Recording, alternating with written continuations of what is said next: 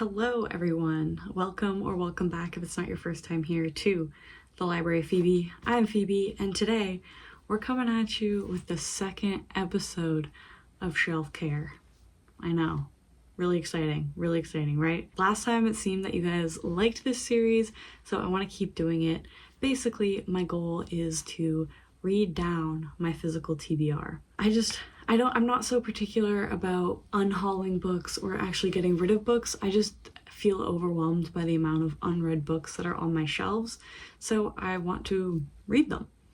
To do this, I am dedicating time and a specific challenge to reading from my shelves and getting this number down. I don't have the best news for you since last time. I think we started last episode with 173 unread books, then we got it down to 171. So I did a little book shopping, and somehow since the last episode I have accumulated 6 more unread books.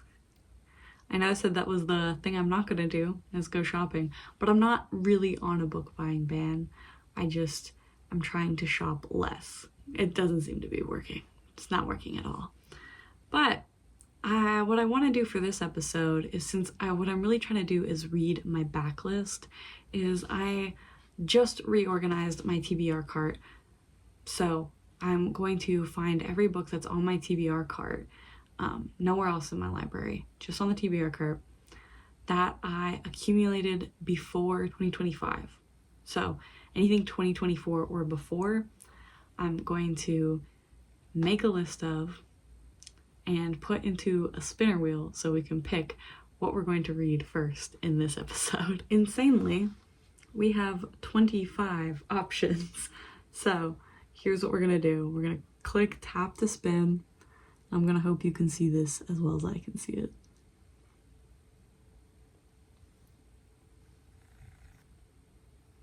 Femme Fatale. That is a little black classic. I will grab it for you right now and we can talk about it. Here it is, by Guy de Maupassant. So this says 4 sparkling 19th century tales of Parisian high society and rural life from the father of the modern short story. So short stories. I don't really have much to do for the rest of tonight, actually. So maybe I can read some short stories tonight. 4 short stories. So what's in here is The Cockcrow, Femme Fatale, Hotot and Son, and Laid to Rest. And overall it is 56 pages. So I will update you when I have something to update on. It is the next day and I'm here to tell you that I have finished reading the 4 stories in Femme Fatale by Guy de Maupassant. And I enjoyed it. I enjoyed it enough. It's short stories, so I didn't rate it. I don't always rate short stories because I feel like the quality of them varies between story to story, so it's hard to rate a collection of them, even when it's as little as 4. I don't think this was life-changing short stories for me, but I thought it was like a vibey time. I really like the way language is put together in this book. Like, the word choices are like, it's so musical. It sounds really, really good. This is translated by Sean Miles. I think that's how you pronounce that name, Sean Miles. Well done translation from the French. I don't know if I'm gonna read more Guy de Maupassant. I don't know. We'll see. If a craving hits me, then maybe I will pick something up. But I like that this was just like a little taste. It's time for me to pick another book, so let's get the spinner wheel back up. I've already updated it. And I actually added a few because I realized I forgot a few from the cart. So we're at 26 entries. Let's see what we get this time.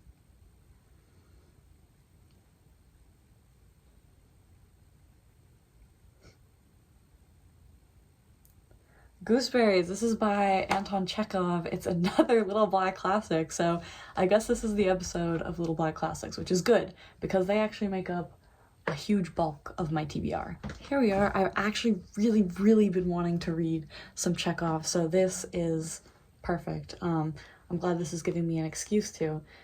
This is Gooseberries. Chekov perfected the short story as shown in these 3 moving miniature dramas of love, dread, and lies. So, more short stories, but I don't really mind that. In here, we have The Kiss, The Two Volodias, and Gooseberries. And here it says, The Kiss was first published in 1887, The Two Volodias in 1893, and Gooseberries in 1898. Translated by Ronald Wilkes from, I believe, the Russian. It says here, Chekov was born in Russia, but died in Germany, but I know him to be a Russian playwright, short story writer, whatever. I will let you know what I think of these when I get into them. I've really been wanting to check out some of his plays, but you know what? We'll start with the short stories. Checking in again with you guys to let you know I finished all 3 stories in Gooseberries by Anton Chekov. And again, kind of similarly to the last little black classic collection, I don't think any of these are going to be all-time favorite short stories. Short stories aren't even really my thing all the time, especially when they're this short, like 3 within 55 pages or 4 within 55 pages like with the other one. It just doesn't normally give me enough time to like really grasp onto something. I can do short stories when they're like I can feel more attached to short stories when they are overall like 30 plus pages each, I think. But I did kind of like that this gave me like a little taste into Chekov, and I love the Russian names, and I'm interested in kind of reading some longer stuff from Chekov and just longer Russian literature in general, because I actually really haven't, which is strange because like I feel like all the big popular Russian novels or Russian works are like chunky, but really I've only really read short stories and then Yevgeny Onegin by Pushkin from Russia, if I'm remembering correctly. But very soon on my list is some Dostoevsky or maybe Tolstoy, but I think I'm gonna go with Dostoevsky first. I want to read Crime and Punishment. One of my profs was just telling me I should read Brothers Karamazov, so we'll see which I start with. Having finished another one, it is time to pick the next thing I'm gonna read. I'm really getting through books quickly right now because they're all little black classics, which is good, I guess, because I have a lot of books to read, especially considering the number on my TBR went up since last episode when it's supposed to be going down. So here is the wheel. Let's spin it and see what we get.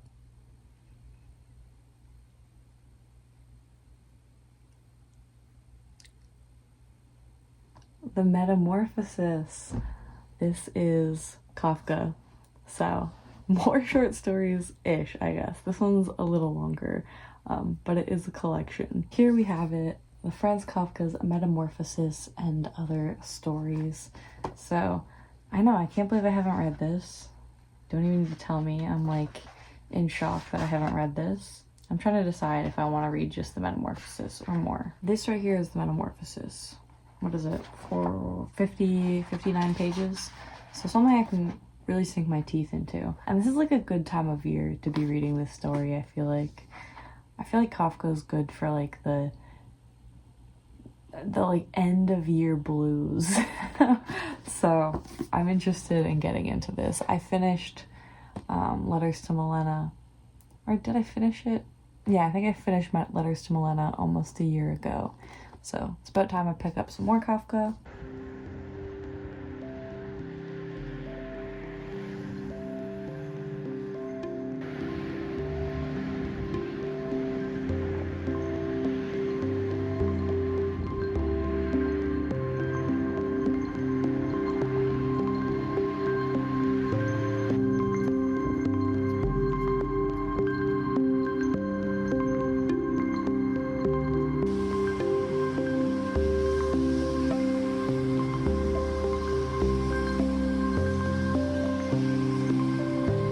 At you live with Pete from my bed, having just finished reading the one story. I only went with reading the one story, the titular story Metamorphosis by Franz Kafka. And I have to say, this story was so empathetic. Like, that's just how that's the word that comes to mind when I was reading this story, was just how much empathy it draws out of you. Like, you feel so much for Gregor. It's so sad. Like, oh my gosh. This is my first fiction work by Franz Kafka. I might have read something in high school, but I don't remember it at all now. But the only other work I've read by Kafka is his Letters to Milena, which is obviously very different in tone considering that was real letters. This was insane. This was so good. I mean, it's not like anyone is telling you it's not good. Like, this work is so famous, and rightly so. It has the perfect amount of hype. I highly recommend it. Like, almost bringing me to tears. I can't. I'm so excited to read the rest of what's in this collection. I think I'm just gonna read a story before bed here and there from now on until I finish the collection. 6 more stories, so maybe in a week or two I'll have finished this full collection if I decide to read this every night before bed, but I might not. I'm considering this fulfilled for the shelf care prompt, and I think I'm gonna pick at least one more read to do in this video, because we're pretty much only doing short stories, nothing more substantial. So we'll see what the shelf care gods have in store for us tomorrow when I will pick a new read for us. It is the next morning. I'm here bright and early with my Earl Grey tea, which smells so good. I love the smell of Earl Grey in the morning. And it's actually maybe not so bright this morning because it snowed for the first time this season last night, and what the heck, it's not even mid-November when I'm filming this. That feels very early. I feel like the past few years we haven't had snow this early, but honestly, I'm not mad about it. I have a kind of like feeling of joy and whimsy in my chest at the fact that it snowed out. I don't know, it feels very cozy. I feel ready to huddle up for the winter, and I need a new book to read. So I think we've had enough short stories for one episode. I want an actual like novel I can kind of sink my teeth into. So I have edited the spinner wheel before me, and now it has 11 entries on it. So there's a lot of short stories on my TBR actually, but we're gonna pick from these 11 instead. So pull up the spinner wheel and spin. I'm so nervous.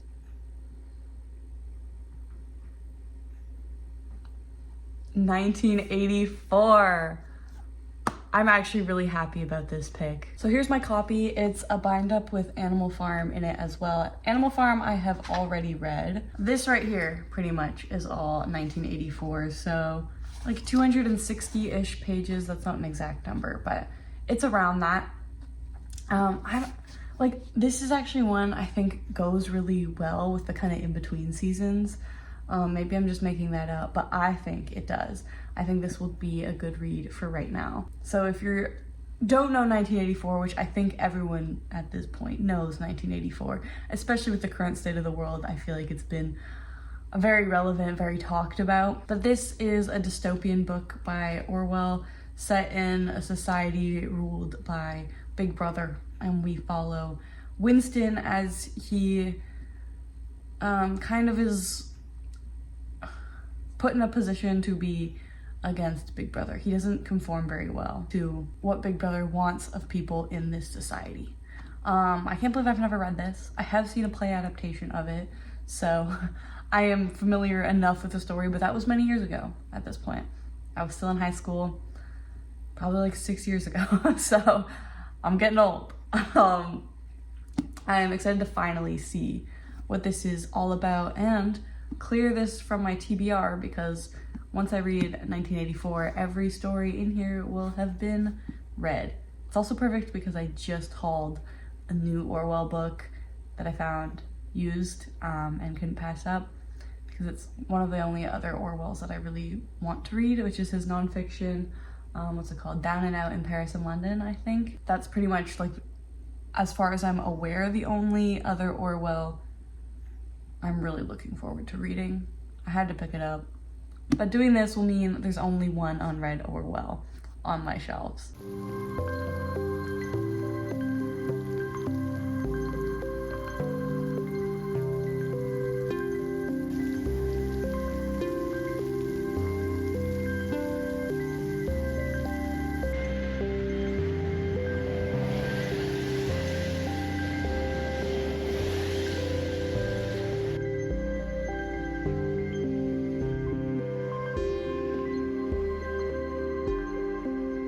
I have finished part 1 of 1984 by George Orwell, which now means I am on to part 2. You can see right here, part 2. So I'll tell you a little bit more about what this is if you don't know, since I've read more of it now. We're following Winston, as I said, and he actually works in the Ministry of Truth. And basically his job is to go back into all the old media and change facts so that they now reflect what the regime he's living under wants it to reflect, so that they seem to be never wrong. They seem to have always been on the correct path to where they are now, and that now is the greatest it's ever been. Winston visits like antique store and buys a journal and actually starts a journal, which in itself is a crime in this era, in this society. And you can kind of see Winston's process through questioning all of what's happening in this world. I will say, like, being in Winston's head is not my favorite thing. I don't know how much of the narrative is like because we're following Winston, or how much of it is actually kind of part of George Orwell's point or not. But basically my thoughts on it are, Winston sees everyone around him and he's like, or at least the vast majority of people around him, and they're like, he's like, they're all stupid, like falling for all this all the time, like they don't think critically of the government and Big Brother the way I do. And I just find that hard to believe that Winston is truly the only one. So I can't tell if that's just, I think it, like, when I read that as him being arrogant and exceptionalist about himself, when that's probably not true. There's probably tons of other people going through similar things, or questioning processes, or like finding ways to work around things as Winston is, and as is pointed to by the vast amount of killing and assassinations that happen by Big Brother in this book. I'm having conflicting thoughts on it, as I think it's well written. I think it's a digestible story and a story that is compelling to read, but I'm also just not, I don't know, there's something that's keeping me like, when I read it, it gives me like an ick feeling. And that might be part of it, but it's not really an ick feeling about what I'm reading or the society necessarily. It's more like an ick feeling about like being kind of moralized at by George Orwell in a way that I'm not fully sure I agree with.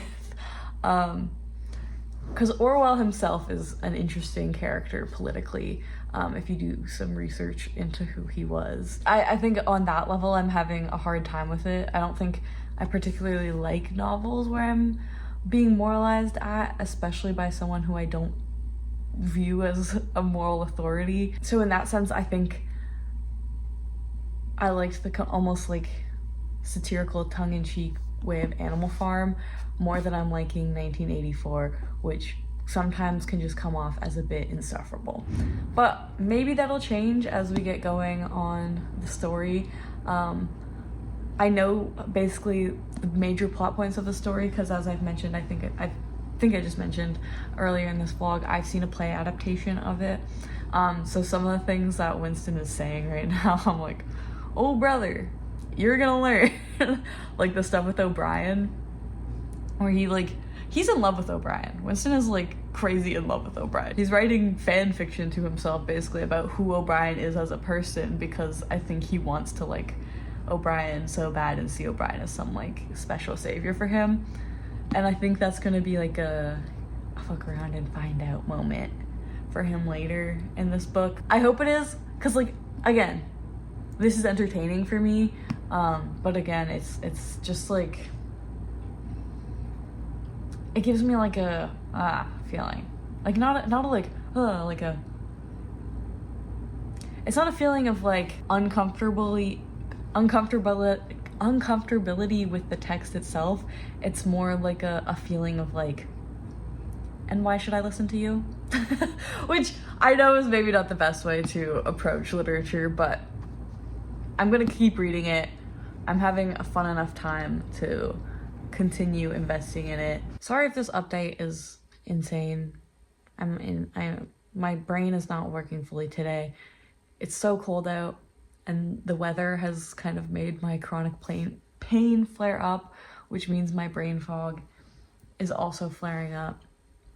But I wanted to continue this book, so I wanted to get you the update now.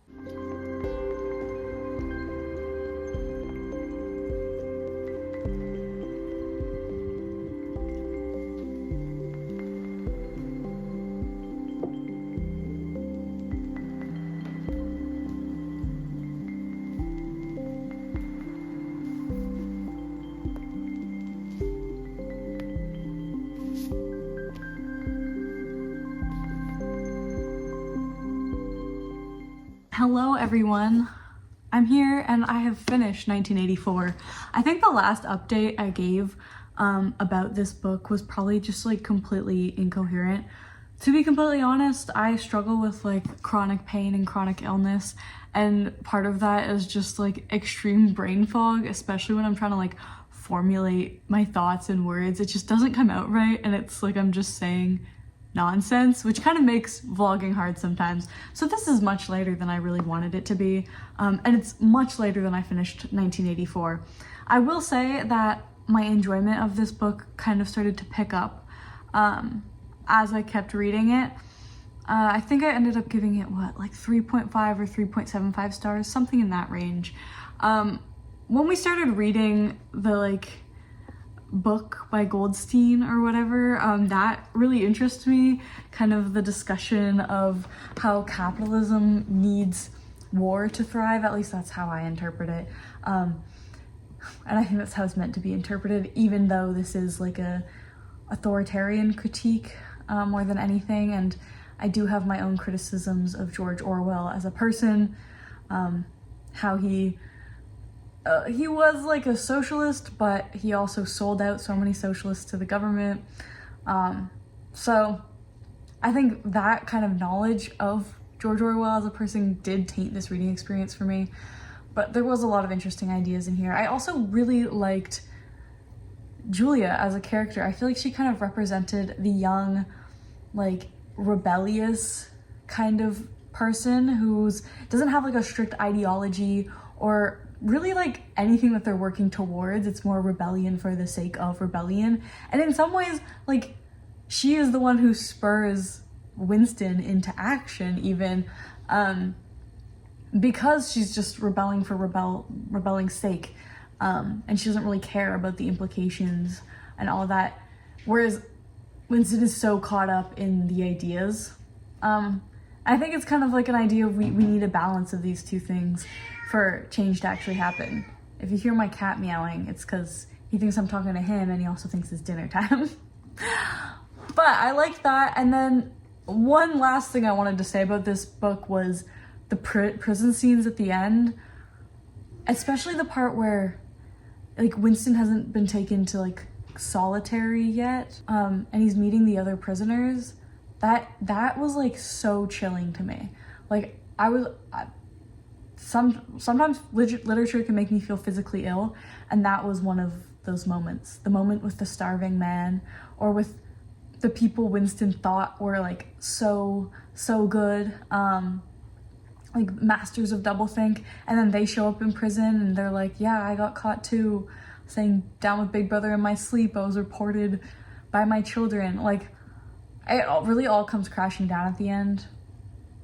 Spoilers. Sorry. But it's 1984. It's one of the most famous works ever, and I don't think it can really be spoiled. So yeah, I did, like, I'm glad I read it. I'm glad I kind of have some more Orwell under my belt now. And now I can kind of just wrap up everything we've read in this vlog together. So I believe we started with Femme Fatale by Guy de Maupassant, some short stories, and then we got more short stories with Gooseberries by Anton Chekov, and then The Metamorphosis by Franz Kafka. I only read The Metamorphosis in this collection, and I cannot wait to read the other things in here because this was just fantastic.